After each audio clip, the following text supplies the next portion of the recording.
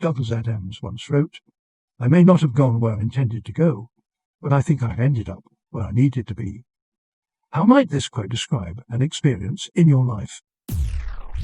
In the 90s, I lived in Springfield MO and absolutely loved it there. Never wanted to be anywhere else.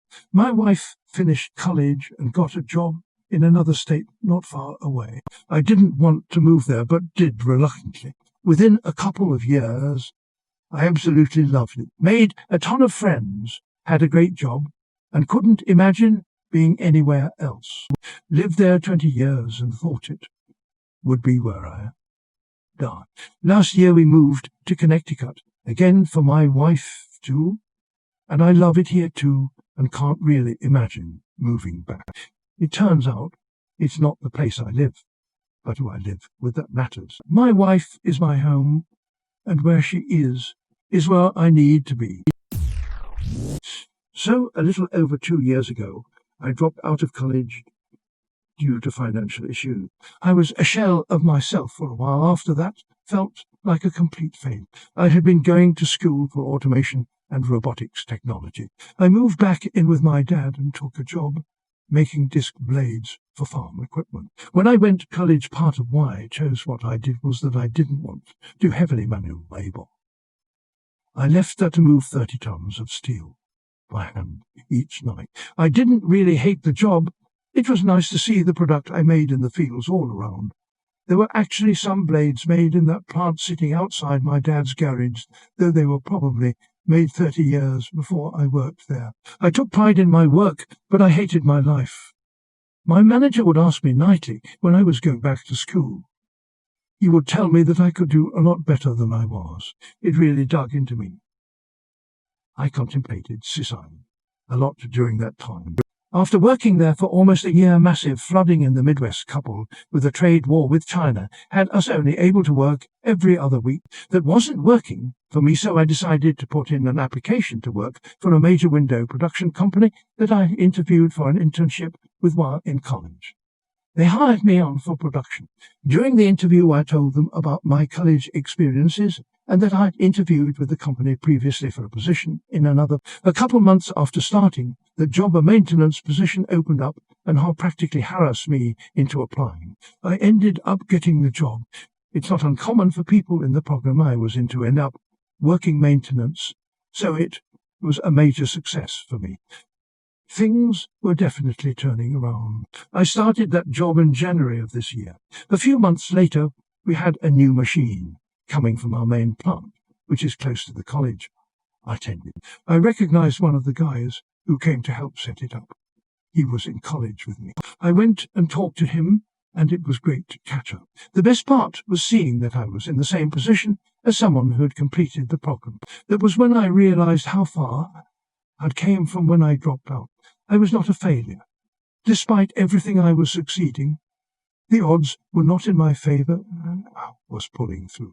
Fast forward to this last September. 2 years to the day since I dropped out, 1 week after my birthday. My job started sending me back to school, paying to go to class. That was the day it really hit me. I was exactly where I belonged. This is what I have wanted for so long. This is my dream job. I make great money. I love the work I do. The company I work for is great to its employees.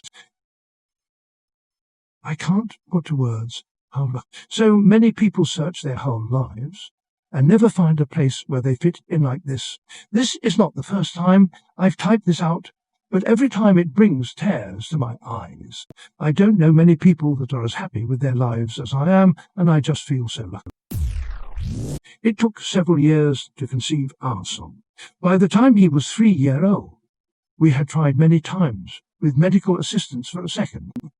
We have up and started an adoption. Well, after we got all the paperwork together and sent off to China, we found out my wife was expecting. Oh, we can deal with. As my wife put it, it was the worst that could happen. But the ultrasound showed that it was twin.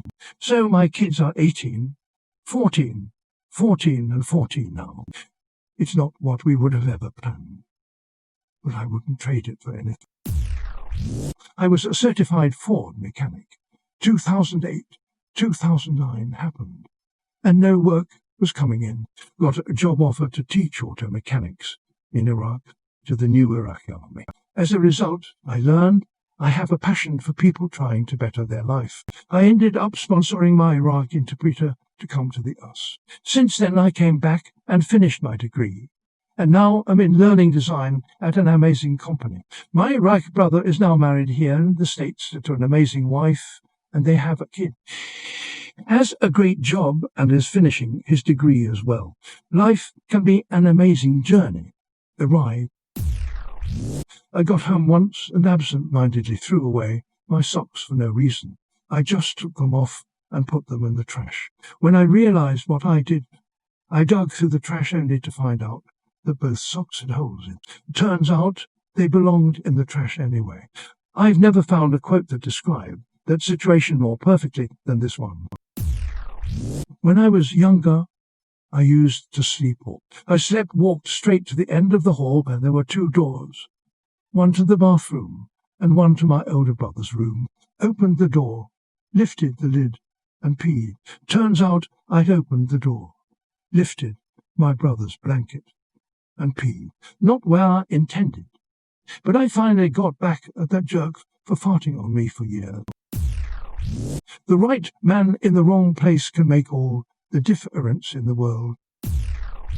I think life is happier when you learn to let go of the what if and appreciate what you have. While getting my degree, I was just taking classes that interested me that also had to do a little with my major. Turns out I was getting my minor in chemistry without even realizing it. Got a job in concert security. Somehow, I'm a tiny, incredibly non-intimidating 5'4" female who at the time had waist-length blonde hair. I was terrified and had no idea what I was doing. Anything involving security is not something I ever imagined my quiet self doing, and it really shocks people when they find out. But I gained so much confidence from that job. You have to be pretty assertive to tell a sexist old redneck white guy that his pocket knife is not coming in no matter how much a tantrum he throws. I learned pretty quick not to take any shit from people like. Also got to interact with artists and other celebrities occasionally, which is an interesting experience, an entirely different skill set. Still no concerts where I am, thanks to COVID, but I'll be going back to that job as soon as I can.